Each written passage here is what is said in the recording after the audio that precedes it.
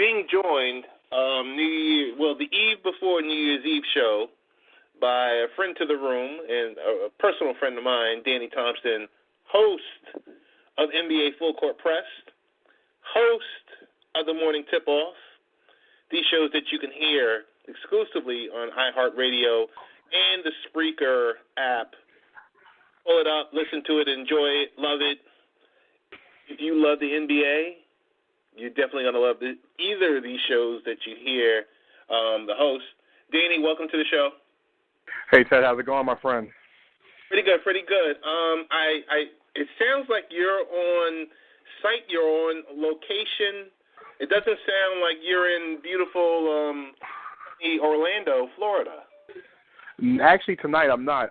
Full Court Press Radio, sponsored by SoFo LLC, is taking a little vacation tonight. I'm in Charlotte, North Carolina tonight, so I'm here at the Clippers and Hornets game, which tips off in a few minutes here. That's good. That's good. And I'm glad that we're able to get you on for a couple of minutes to chop it up, to talk NBA. Got to get you in there because we just our Christmas Day games, and I guess that's the unofficial start of the season, or at least when most fans start to dig in and get locked in. I do have a burning question.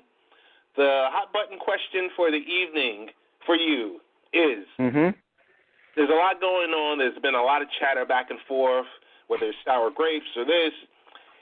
Yes or no, in, I guess, 2 minutes or less, I'm just joking, is Steph Curry hurting the NBA? That question or that statement was made by none other than, our good friend from St. John's, Mark Jackson. Everyone else knows him as, the former coach of the Clippers and, one of the lead analysts for ESPN. But I remember him from the St. John's days because that's only about 30 minutes away from my home. So the question of the evening, what is going on with an ESPN analyst, Mark Jackson, and former coach of the Clippers, saying that Steph Curry is hurting the NBA, and isn't he like the poster child of the NBA?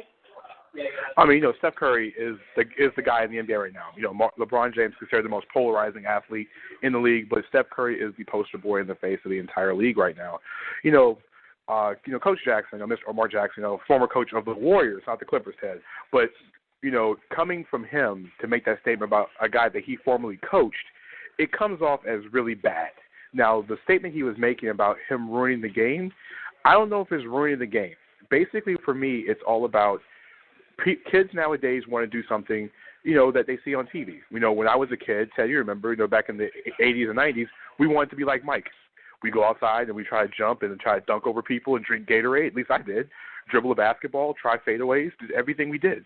And it's not hurting the game because really Steph Curry's game is all about fundamentals. He is one of the best ball handlers in the entire league, and you've watched him. We've seen the videos, the vines, everywhere. The guy can shoot from anywhere on the court.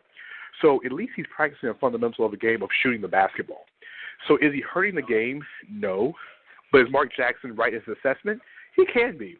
But it just comes off very badly because he was the former coach of the Warriors, and he was unceremoniously fired or let go from his job right before the Warriors ended up winning a championship.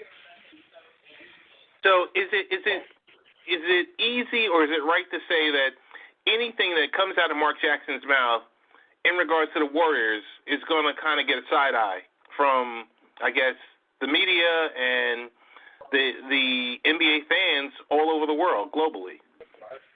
Yeah, I mean, it's going to be a side eye. I mean, unless there's nothing positive, it's going to be a side eye at all times.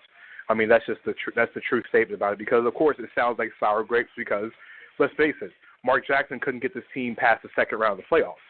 Steve Kerr walks in 1 year, they won 67 games, and they win a championship. Right now, they're 28 or 29-1 right now, and they're on pace to break the Bulls' record of 72-10. They're pretty much making this like a nightly show, and it just comes off looking bad for Mark Jackson anytime he criticizes anything the Warriors do, whether it be Draymond Green, unless if it's a statement that's that people know or it sounds correct, then yeah, it doesn't sound like hate, but a comment like that, it comes off pretty bad. But I agree with some of the stuff he says. It just comes back coming from him.